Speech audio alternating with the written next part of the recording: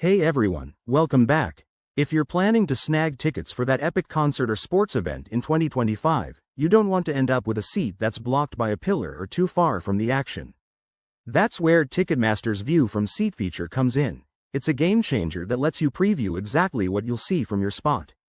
In this video, I'll walk you through the steps to use it, so you can make the best choice every time. Let's dive right in. First things first, head over to the Ticketmaster website or open their app on your phone. Make sure you're using the latest version for 2025 updates, which include sharper images and smoother navigation. Once you're there, log in to your account or create one if you're new. This gives you access to personalized recommendations. Next, search for the event you're interested in. Type in the name of the concert, game, or show, and select it from the results.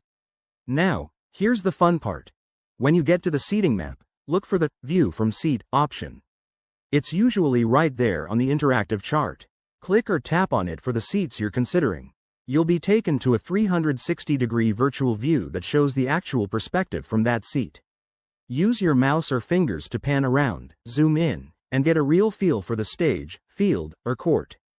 Ticketmaster has upgraded this for 2025 with enhanced VR compatibility, so if you have a VR headset, you can even immerse yourself fully. Talk about next-level planning. A quick tip. Always check the venue's specific notes, as some seats might have restrictions or better angles than others. If you're on mobile, make sure your device is updated for the best experience. And if you run into any issues, Ticketmaster's help section is super helpful. There you have it. Using View from Seat on Ticketmaster is straightforward and can save you from buyer's remorse. Give it a try for your next event, and remember, the earlier you book, the better the seats.